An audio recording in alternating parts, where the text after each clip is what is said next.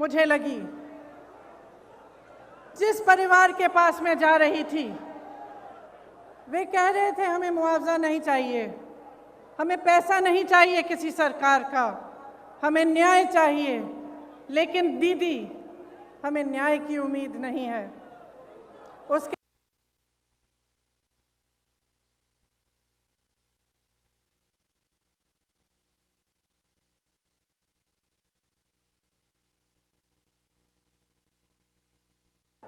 उनके पिताजी ने मुझसे कहा कि उनको घर के बाहर निकालकर उन्हें पीटा गया था, उनके बच्चों को धमकाया गया था, उनकी 9 साल की एक पोती को धमकाया गया था, लेकिन उनको न्याय की कोई उम्मीद नहीं थी। वे सिर्फ न्याय चाहते थे, लेकिन न्याय की उम्मीद नहीं थी उन्हें। उन मामलों में भी भाजपा के एक पूर्व विधायक, भाजपा के एक प्रधान के बेटे, भाजपा के एक कार्यकर्ता, तीनों मामलों में वे इन्वॉल्व थे। उसके बाद कोरोना हुआ। कोरोना के समय जहां जहां से रिपोर्ट आई, वहां से वही रिपोर्ट आई कि जनता त्रस्त है, परेशान है और सरकार मदद के बजाय आक्रामक हो गई है। जो भी सुविधाएं थी, अगर कोई कहता था कि मेरे पास सुविधा नहीं है, मेरे पास ऑक्सीजन नहीं है, कोई अस्पताल ने कह दिया कि ऑक्सीजन खत्म हो रहा है, तो सरकार उन पर आक्रमण कर रही थी। उनको न्याय की उम्मीद नहीं थी, उनको ये उम्मीद नहीं थी कि ये सरकार संकट के समय उनकी मदद करेगी। उसके बाद हाथरस का हादसा हुआ, जिसमें आप सब ने देखा कि सरकार ने अपराधियों पर आक्रमण नहीं किया, सरकार ने अपराधियों को नहीं रोका, सरकार ने परिवार के सदस्यों को अपनी बेटी को की चिता जलाने से रोका। उनको ले भी नहीं गए साथ, पुलिस प्रशासन ने चिता जला दी। उस परिवार ने भी मुझे कहा कि दीदी हमको न्याय चाहिए, लेकिन न्याय की हम उम्मीद नहीं रख सकते। आज लखीमपुर खेरी में जो हुआ, पिछले हफ्ते से हम देख रहे हैं। इस देश के गृह राज्य मंत्री के बेटे ने अपनी गाड़ी के नीचे, अपनी जीप के नीचे 6 किसानों को निर्ममता से कुचल दिया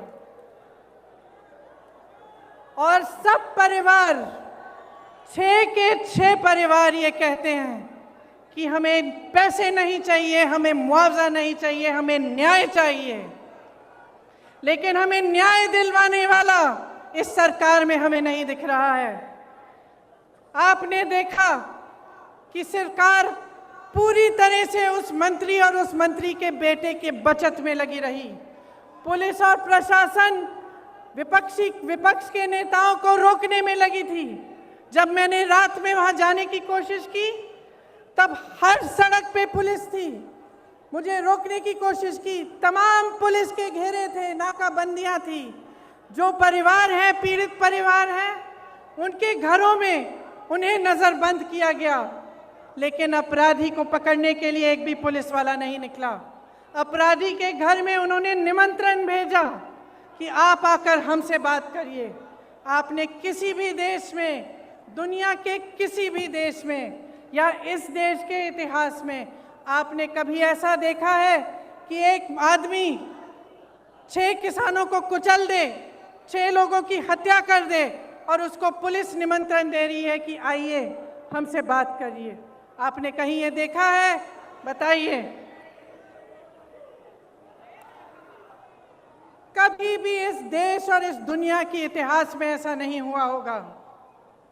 यहाँ के मुख्यमंत्री मंच पे बैठे हुए उस मंत्री का बचाव कर रहे हैं जिसके बेटे ने ऐसा काम किया है।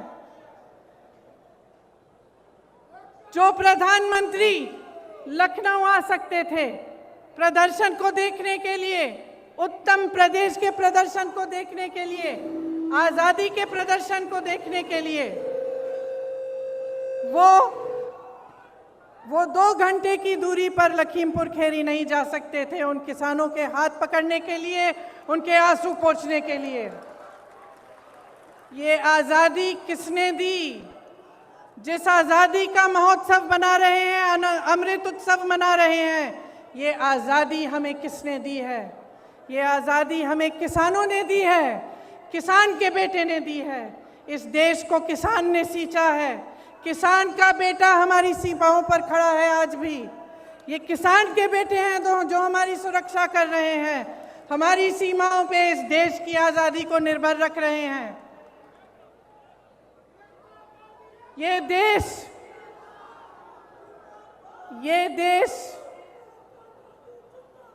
देश क्या है?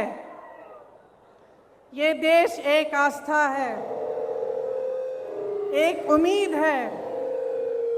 इसी न्याय की उम्मीद पर इस देश को आज़ादी मिली।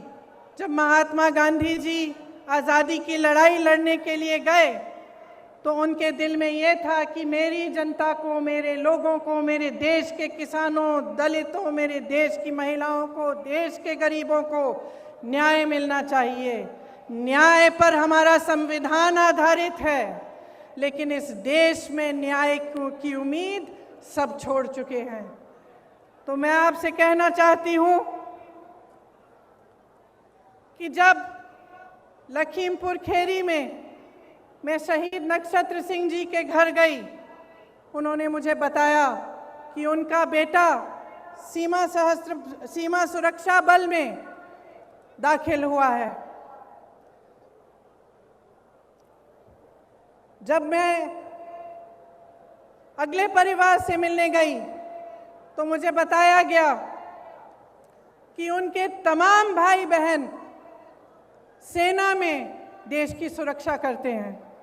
जब मैं रमन कश्यप पत्रकार के घर गई, मुझे बताया गया कि उनको काम करते करते मारा गया, उनको जीप के नीचे कुचला गया क्योंकि वो वीडियो ले रहे थे, सच्चाई दिखाना चाह रहे थे। सारे परिवारों ने यही कहा कि हमें न्याय मिलने की उम्मीद नहीं है। तो अगर हमारे देश में कोई कुचला जाता है, किसी के प्रति हिंसा होती है, किसी पर अत्याचार होता है और उसको न्याय मिलने की उम्मीद नहीं होती, तो किसके पास जाएगा? अगर सरकार, मुख्यमंत्री, प्रधानमंत्री, गृह राज्य मंत्री, विधायक सभी मिले हुए हैं, सभी अपनी पीठ मोड़ देते हैं उनकी तरफ, तो किसके पास जाए जनता और क्या करे? आप जानते हैं कि किसान ने 9-10 महीनों से एक आंदोलन जारी रखा है। 300 दिन से अधिक ये आंदोलन चला है। इसमें 600 से अधिक किसान शहीद हुए हैं। क्यों कर रहे हैं ये आंदोलन? ये आंदोलन इसलिए कर रहे हैं क्योंकि ये जानते हैं कि ये सरकार के जो 3 कानून हैं, उनके ज़रिए उनकी आमदनी, उनके खेत, उनके फसल सब इस सरकार के खरबपति मित्रों के पास जाने वाली है, उनके कब्जे में होने वाली है। मोदी जी के अरबपति मित्रों ने पिछले साल हिमाचल से सेब 88 रुपए किलो में खरीदा था। इस साल वही सेब 72 रुपए किलो में खरीद रहे हैं और सबकी मजबूरी हो गई है कि वो सेब का दाम घटाएं। किसान की लागत बढ़ गई है, क्योंकि फसल की कीमत तय करने का फैसला आप खरबपति कर रहे हैं। इसीलिए मनचाहे ढंग से कीमत घटा दी गई। ये स्थिति पूरे देश में होगी। जब इनके कानून लागू होंगे तो आपकी खेती, आपके फसल सब आपसे छीना जाएगा। मोदी जी ने जो आंदोलन कर रहे थे उन किसानों के बारे में क्या कहा? उन्हें आंदोलनजीवी कहा, आतंकी कहा, योगी जी ने उपद्रवी कहा, धमकाने की कोशिश की। इसी गृह राज्य मंत्री ने धमकाकर कहा कि मैं 2 मिनट में तुम्हें सबक सिखा दूंगा। आंदोलन करने की कोशिश की तो 2 मिनट में सबक सिखा दूंगा। दुनिया के कोने कोने तक हमारे प्रधानमंत्री घूम सकते हैं, अमेरिका जा सकते हैं, जापान जा सकते हैं, देश देश में भ्रमण कर सकते हैं, लेकिन अपने किसानों से बात करने के लिए अपने घर से मात्र 10 किलोमीटर दूर दिल्ली के बॉर्डर तक नहीं जा सकते।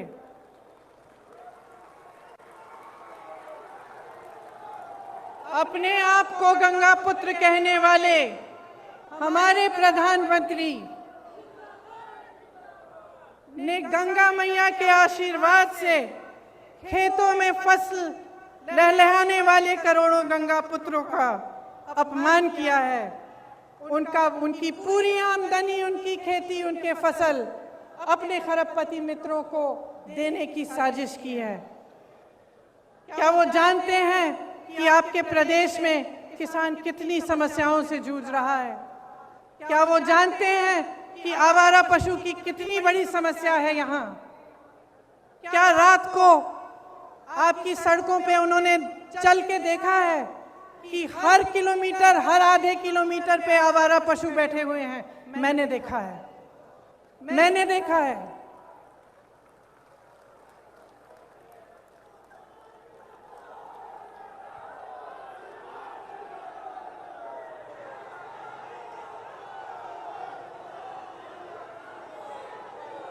किसानों की बिजली के दाम 3 बार बढ़ा चुके हैं।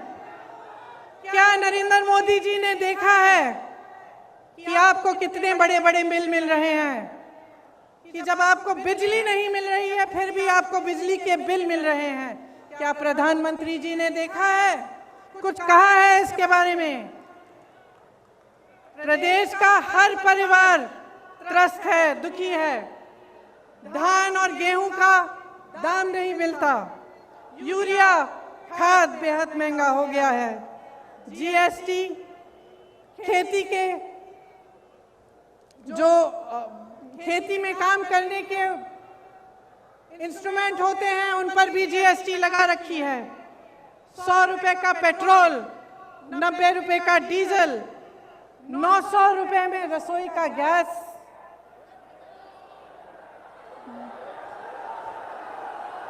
1000 आज